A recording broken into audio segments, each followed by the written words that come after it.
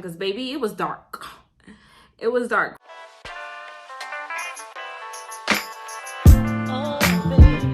Today, I want to talk about, I have a mirror right here. I'm doing my makeup right here, so I have a mirror. So if you see me looking here, it's because this is the mirror I'm doing my makeup in, and then I have some notes here about what I'm going to talk about because I can get off track really easily. Please excuse my eyebrows. They're in really bad shape right now. Yeah, they're just, yeah, I'm not going to even attempt. I'm just going to use concealer because they're in really bad shape. But I want to talk about, like, you know, I've talked before that I graduated pharmacy school and everything like that, but I want to talk about, like, post-graduation. So, like, what happens post-grad? Because, babes, it's a lot. It's a lot. And people, I don't feel like it's talked about enough. I know, like, you know, it's been talked about before about post-grad depression, but, like, it's a real thing. And if you can find tips on how to navigate it, I wish I would have read more or maybe watched a video with tips on how to navigate post-grad depression, because baby, it's real. But just to give a recap, so in my Get to Know Me video or Welcome to My Channel video, the first video I filmed, I talked about, like, I graduated pharmacy school in May of 2020. So literally the pandemic started, I mean, the end of 2019 it had started, but in March of 2020 is really when the pandemic really took off. And so I graduated in May. So like I didn't have the big graduation. I didn't get to get hooded. I didn't have any of that. So that, you know, already kind of was like a bummer. But then I started a postdoctoral fellowship in July of 2020. And so, like, I had to move. I moved to Maryland in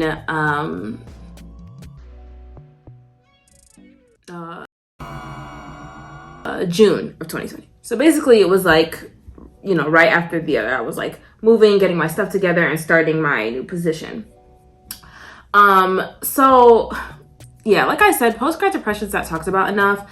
And especially like if you complete a long degree, like, I mean, 4 years is long, but I mean, if you do like med school or law school, you've been in school for what? It can be 10 to 12 years, maybe 8 to 12 years, depending on your degree. You've been in school for this extremely long time.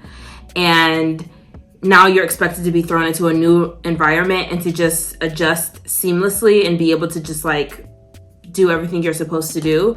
And I don't think that, you know, it's that easy. Like at the end of the day, like all you've known is school.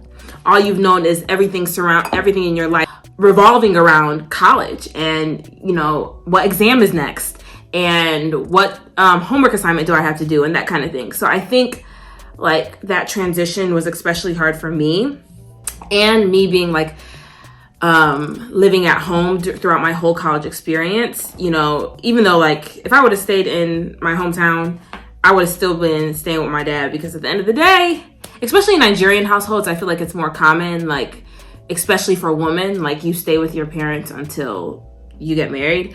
But obviously that wasn't the case for me because I got a position, I had to move and everything like that. But what I'm saying is at the end of the day, like I've never like lived alone before that. I saved a lot of money by staying with my dad, but I stayed with him all throughout college and everything like that, since my college was not that far away. So I commuted to college every day. So it's just kind of like when you have to make that transition of, one, you didn't really get a graduation, so you didn't really get to send off or like finish your experience the way that you wanted. Then you have like a month to move to a completely different city, and now you're living alone. So like it's like all these things that you have to adjust to. And even a lot of people in college, even if they didn't live with their parents, you may have had roommates and that kind of thing. So like you're just adjusting to so much, and it's a lot. Like it really is a lot. And like you're thrown into this new environment and expected to know how to just navigate it, and it's very difficult. And so like I guess for me, some things that I would say can help you with this, or like tips that I would say like I learned about you know, experiencing post-grad depression, because baby, it was dark. It was dark for a second there. Like, it was just a lot. Like, just the whole change. Everything in my life had changed. My environment, my living situation, my finances, like everything changes, and it's really difficult. So I would say my first tip would be, make sure to give yourself a break between college and starting whatever position you're starting. Like, make sure, like for me at least, I had a month and a half or so.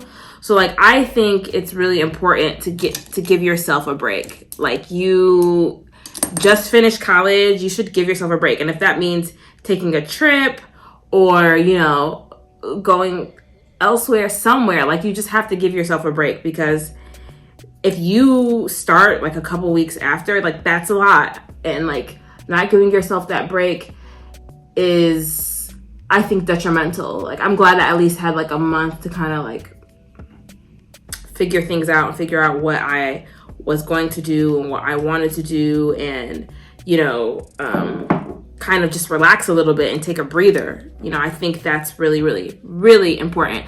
And, you know, it's hard because, like, I think the expectation is like, this is going to be the happiest time of your life. You finally got done with your degree. You finally finished your degree. You finally reached everything that you've been working towards all these years. You reached it, and it is happy. Like, it's a happy time.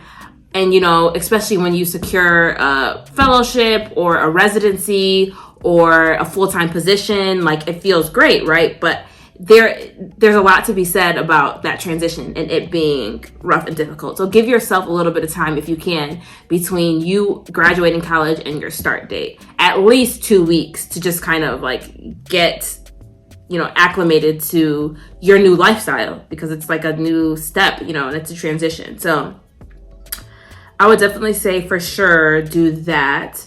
Number 2, I'm looking at my notes here, is to create community, especially if you're moving to a new city or something. Like, if you're moving to a new city, if you're moving to a completely new state, if you're moving cross country, like, that's a transition, especially if you went to a college where you were really close to your family and you were like around like loved ones and everything like that, and now you're going elsewhere. Like, I think it's really important to create community. And so like, that could be like, maybe you join a gym or you join like spin class. I know that's something that like my sister has done, like, is joining spin class, and then like, you know, you meet people at spin class, and that's how you can like create community. Maybe you join a young professionals group. Maybe you get a dog, you take your dog to the dog park and you meet people. Like, it's really important, especially if you're moving somewhere where you don't know anyone, to like create community. I think the most difficult part for anybody who graduated in 2020 was like, if you did move somewhere new, it was the pandemic. Everything was closed down. So it made it a lot more difficult to like do that. I just feel like it made it a lot more difficult to create community and do kind of what I'm saying right now. It wasn't easy. So that is something that I would definitely do, is like find a group of people, a support system. Like, if I learned anything from the pandemic, it's like, it's so important to have people around you who can support you. I know me and some of my best friends and my sister, we would just like FaceTime like almost every day. Every night we would all be on group FaceTime while we were cooking dinner and doing stuff like that, because a lot of us lived alone. So it's like, it's important. Like, I know people this day and age is like, oh, you know, I don't need anybody. Like, I can do it all on my own. But we're humans. We're meant for connection, human connection, and having people around. So I think it's important to, you know, create community. And I would say also, my third and last tip on this topic is to create a routine. Like, having a routine is important, because you're going from school where it was extremely structured to now like you having to create that structure yourself. And because if you don't have a lot of structure and you're just kind of like winging it, it's not a bad thing, but it's not going to make it any easier on you when you're like dealing with feeling like maybe out of place or feeling sad because, you know, everything has changed, that kind of thing. And, you know, in college, you see your friends almost every day. Like, you can be around your friends. I think I'm gonna use a brush. You can like see your friends, you get to be around them, you know, you get to talk to them and be like, hey, you want to meet up and study here? What are you doing? What do you have planned? Like, you're not gonna, and a lot of times people land in all different areas. Somebody may be in the East Coast, West Coast, down South, Midwest. So now, like, even your friends who you would always hang out with and do things with easily, you know, on campus, because you're all on campus, are now hours away, or, you know, a flight away. So I think, you know, having that support system, creating community, giving yourself a break in between your full-time position, and creating that routine are like super key things that, you know, help when making that transition from any type of college degree. Okay.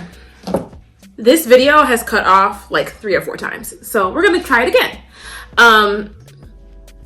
Because I don't really even remember what parts I said. So basically, have a good support system. I think that's probably one of the key things too, is if you can, not everybody has that luxury, but if you have a good support system and can surround yourself with really solid people to kind of support you during that transition, I think that's the most important thing, honestly, when it comes to post-graduation depression, that transition between graduating, everything like that.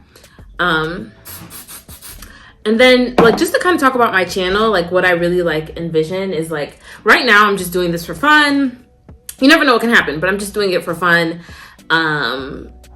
Putting out my favorite, like, little makeup items, hair. Like, this is already stuff that I love to do. So I'm like, why not make this a hobby and something I can do outside of, like, all the science work and things that I do. So yeah, I'm enjoying it. It's fun. Obviously, I haven't filmed in a while, but, like, it's nice to be back in front of the camera, and it's fun. And, you know, I talk a lot, so it's like having your own little talk show to talk sometimes. But yeah, just doing hauls and things like that, because I love to shop. Baby, I love to shop, okay? I did a whole bunch of Black Friday shopping, so I'll definitely be doing some hauls and things like that. But I just really want to build a community of women who are just supportive and can share tips and tricks that can just help make life easier. Because, like, life be lifing, you know? And I think it's so important to, like, and I really realized too during the pandemic, like, I have made some internet besties, some people who I really consider, like, my internet besties. Like, I would love to link up with them and meet them in real life. So I feel like YouTube and social media allows you to make those type of connections with people that are a lot like you, or who maybe enjoy things like you, or who maybe are different than you, that you can learn things from. So yeah, I'm just excited to continue to build my channel and just build this community. It's another place, you know, as a resource, that I would love to make it like that. I don't even know what I'm saying. My words are getting very mixed up. But basically, I'm excited to build my channel, to build a community of women who are here to support each other, give each other tips, and help make life easier. Whether that's shopping, whether that's through makeup and hair, whether that's health issues and things to talk about like that, because I do have a strong medical background or clinical background. So, you know, I would love to, you know, discuss things like that, discuss health and taking care of yourself and everything like that, because, like, that's super important now. You know, it's great to be young and have fun and everything like that, and I love, like, my youth, right? But, like, youth is not forever, and, like, how you treat yourself now is going to show up for you later. So how you take care of yourself now is going to really, like, the signs will show later. So it's so important to work out, even if it's just walking on the treadmill, to take care of yourself, to try to eat healthy where you can, to still enjoy, but just to really take care of your body, because, like, that's going to be your house. That's your temple for the next however many years you live. So yeah, I'm going to finish curling, and then I'll come back at the end